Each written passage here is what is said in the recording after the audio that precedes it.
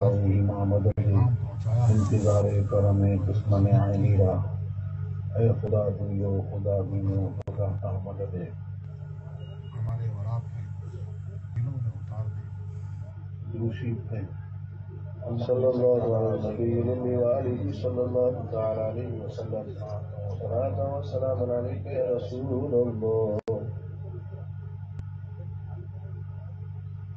تقریر تو آپ نے آواز و نصیحت جو آپ نے اور جو بھی پیغام مسئلے کی اعلیٰ حضرت کے سرکار کے صدقہ و طفیل میں اور صحابہ کرام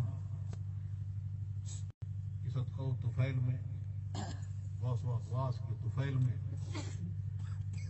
میں نے جس آیت کریمہ کی تلاوت کا شرف حاصل کیا اس کی روشنی میں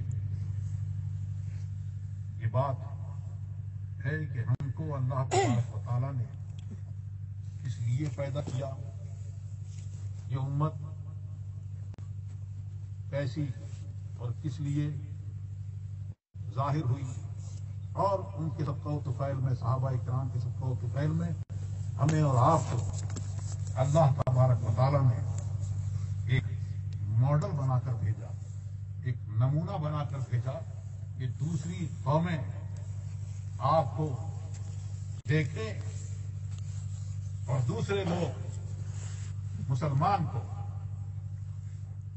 سنی کو دیکھیں تو وہ عبرت لیں اور اس سے تعلیم لیں اور مسلمان کو ایسا ہونا چاہیے کہ اس کا چہرہ, اس کا کردار اور اس کی گفتار تبلیغ اسلام کے لیے ہونی چاہیے.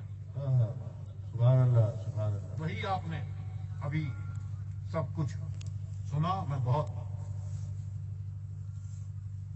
شارٹ میں ایک حدیث کہ حضرت موسیٰ علیہ نبینا علیہ الصلوۃ والتسلیم نے اپنے اللہ تبارک و تعالیٰ سے عرض کی کہ میں نے ایک قوم کو لوح میں اس کا مشاہدہ کیا کہ وہ جو ہے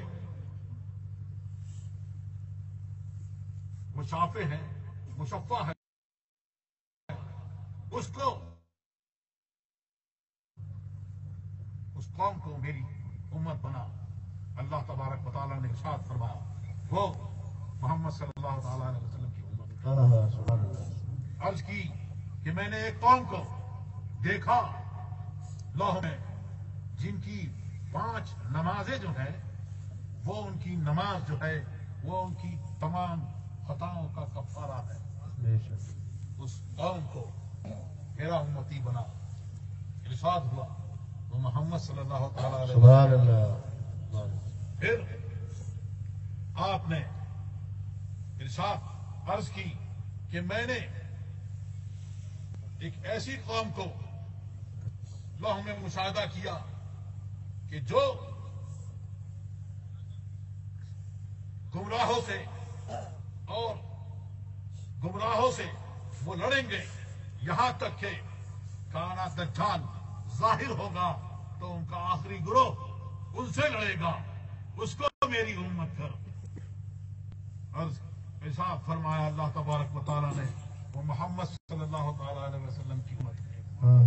سبحان اللہ سبحان اللہ. عرض کی کہ میں نے ایک ایسی قوم کا مشاہدہ کیا جن کو پاکی پانی اور مٹی سے ہے, اس کو میری امت کر. ارشاد ہوا وہ محمد صلی اللہ علیہ وسلم کی امت. پھر عرض کی کہ میں نے ایسی قوم کا مشاہدہ کیا کہ جو صدقہ دیں گے اور اس کو کھائیں گے, لیکن پہلے صدقے دیے جاتے تھے اور آگ اس کو لے آتی تھی, تو اس قوم کو میری امت کر. ارشاد ہوا وہ محمد صلی اللہ تعالی علیہ وسلم کی امت ہے. سبحان اللہ. پھر آپ نے عرض کی کہ میں نے ایک ایسی قوم کا مشاہدہ کیا کہ جو نیکی کا ارادہ کریں گے, نیکی کریں گے نہیں ابھی, نیکی کا ارادہ کریں گے تو ان کے لیے 1 نیکی لکھی جائے گی, اور اگر کر دے گا تو اس کی امثال 10 نیکیاں بلکہ 700 گناہ اس سے زیادہ اس کو عطا کیا جائے گا. سبحان اللہ. اگر گناہ کرے گا تو گناہ اس کا جب تک ارادہ رکھے گا اور اس پر ارادہ ہوگا گناہ کرے گا نہیں تو اس کا کچھ نہیں لکھا جائے گا، اور گناہ کرے گا تو صرف ایک گناہ لکھا جائے گا۔ اس قوم کو میری امت کا ارشاد ہوا، وہ محمد صلی اللہ تعالی علیہ وسلم کی امت۔ سبحان اللہ، سبحان اللہ۔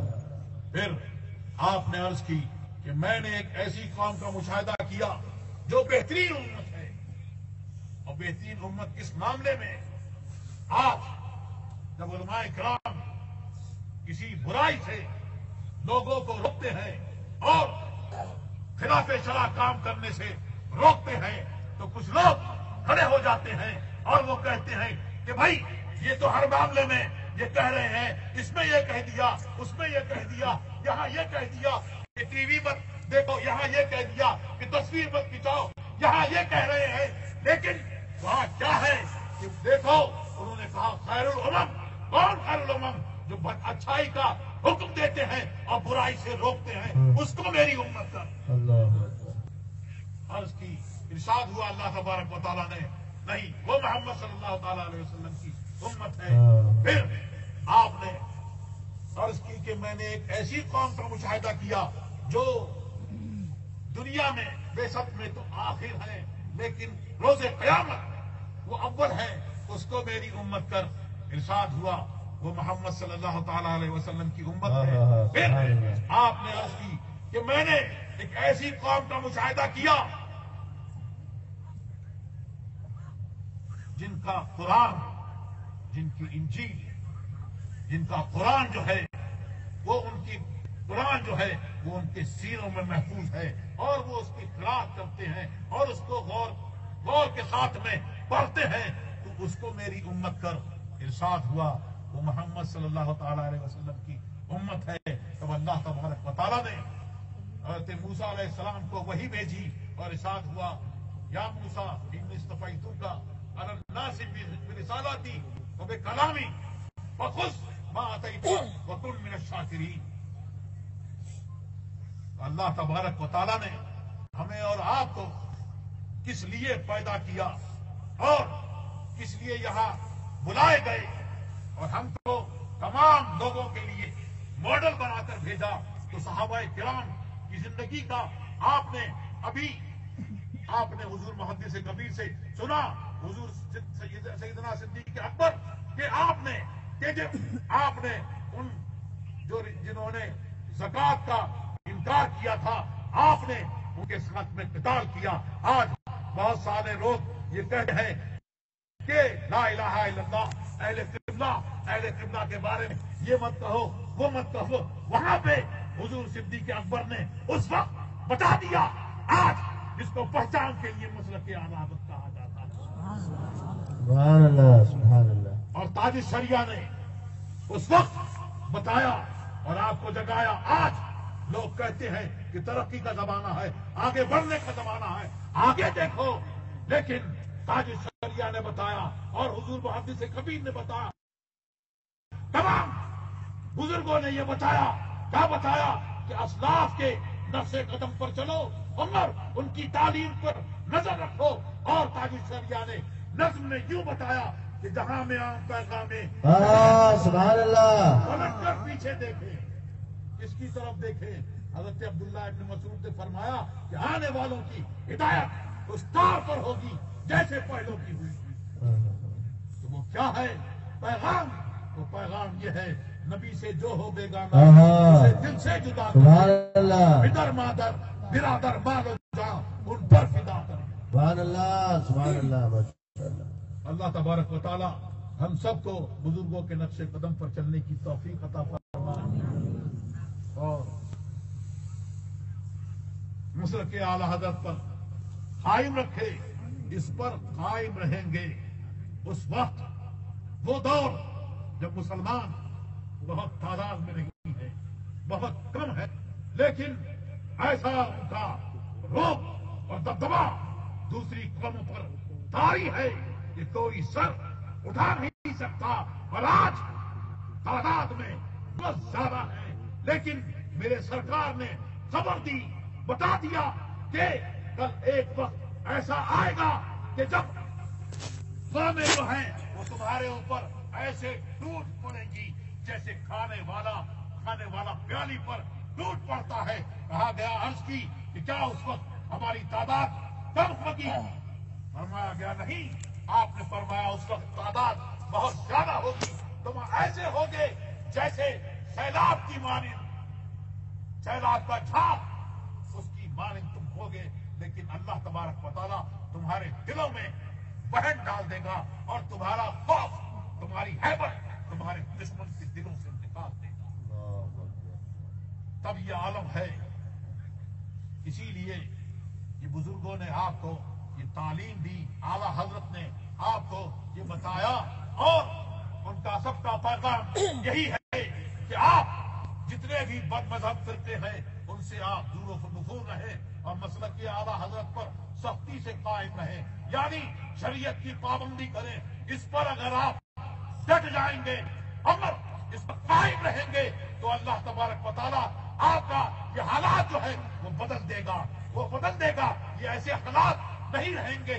فرعون نہیں رہا، حامان نہیں رہا، صدام نہیں رہا، اور ہلاکو اور چنگیز خان نہیں رہے. وہ جنہوں نے اسلام کو مٹانے کے لیے وہ آئے تھے اور مسلمانوں کی کھوپڑیوں سے انہوں نے نار بنائے تھے.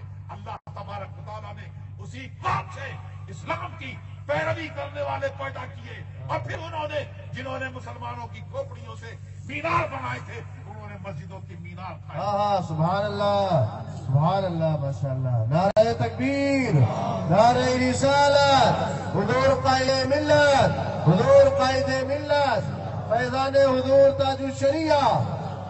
یوں ہی اس دور میں، ہلاکو کے دور میں، حضور غوث پاک کے قادری سلسلے کے بزرگ وہ ایسے تھے اور ایسے خطرناک، مسلمانوں سے ایسی نفرت کرتے تھے کہ مسلمان اور مسلمان جو نافرمانیوں کی وجہ سے اللہ تبارک و تعالیٰ نے ظالم مسلط کر دیے تھے، اور آج بھی اسی وجہ سے ظالم مسلط ہیں. تو بات یہ ہے کہ اس وقت میں وہ بزرگ وہاں گئے اور تغبدر خان جو چنگیز یا ہلاکو کا ہوتا تھا اس نے ان بزرگ کو دیکھا، درویش کو دیکھا، اور پھر نفرت تھی ان کو مسلمانوں سے، اور مسلمان ان سے ایسے خائف تھے کہ اگر ان کو تاتاری پکڑ لے اور گرا دے اور اس کے پاس ہتھیار نہ ہو، چاقو نہ ہو، تو وہ کہتا تھا کہ رک، یا ایسے ہی گردن رکھنا، میں آؤں گا گھر سے اور چھری لے کے تجھے ذبح کروں گا. تو مسلمان ویسے ہی پڑے رہتے. یہ حالم تھا وہ دور میں. وہ بزرگ وہاں گئے اور اس نے دیکھا نفرت سے ان کی طرف اور بولا، کیا درویش، تیرے کتے میرے کتے کی دم بہتر ہے یا تیری داڑھی کے بال؟ آپ نے عرض کیا کہ میں بھی اپنے مالک کا کتا ہوں، اگر میں اس کا فرما بردار ہوں اور اس کے حکم کی پیروی کرتا ہوں تو میری داڑھی کے یہ بال بہتر ہے. نہیں تو یہ شکار کرتا ہے کتا تیرے لیے تو یہ کتے کی دم بہتر ہے. یہ بات اس کو پسند آئی اور پھر آپ نے تبلیغ کی. اس نے مسلمان ہونے کا وعدہ کیا یا مسلمان ہو گیا. پھر اس نے کہا میں اعلان جب کروں گا، جب یہ سارے جنرل جو ہیں یہ سب کے سب میرے قابو میں ہوں گے، بادشاہت میرے پاس ہوگی. آپ چلے آئے، وقت آ گیا اور آپ کا وقت ہوا دنیا سے جانے کا. آپ نے اپنے صاحبزادے کو وصیت کی، اور وہ بھی بہت بوڑھے ضعیف، کہ اس گاؤں بادشاہ کو یہ وعدہ یاد دلانا. گئے. اب اس نے کہا کہ ہاں میں نے سب سے بات کری اور بہت لوگ میرے بات ماننے کو تیار ہیں، لیکن ایک بہت طاقتور کمانڈر ہے، وہ جو ہے وہ میری بات ماننے کو تیار نہیں ہے. کہا بلاؤ اس کو. بلایا. آپ نے اسے بتایا. اس نے کہا کہ نہیں، آپ تاتاری پہلوان سے کچھ کر لیجیے، لڑ لیجیے. آپ لڑ لیں گے تو میں مسلمان ہو جاؤں گا، آپ کی بات مانوں گا. بادشاہ نے بہت منع کیا کہ نہیں یہ نہیں سکتا، ہاں تاتاری پہلوان اس سے کشتی کرے، یہ نہیں ہو سکتا، یہ خودکشی کے مترادف ہے، آپ ایسا نہ کریں۔ آپ نہیں مانے، اس سے منع کرا۔ اس نے کہا کہ میں تو طاقت بھی ایمان رکھتا ہوں، میں یہی جو دیکھا ہے میں یہی کروں گا۔ دو وجہ سے، ایک یہ کہ ہاں کوئی بھی درویش آئے آپ اس کی بات مان لیں گے،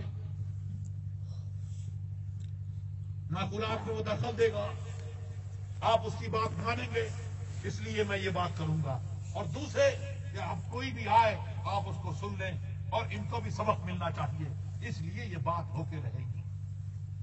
میدان سجایا گیا اور اس کے اندر وہ تاتاری پہلوان وہاں آیا، اور ادھر سے ایک بزرگ، یہ ہے کمر جھکی ہوئی ہے، بالکل نہیں بدن ہے، جھکے جھکے اس کے پاس گئے اور ایک تماچا مارا، ایک ہی تماچے میں اس کی کھوپڑی کے دو ٹکڑے کر دیے۔ اللہ اکبر، یہ اللہ کیا ہے؟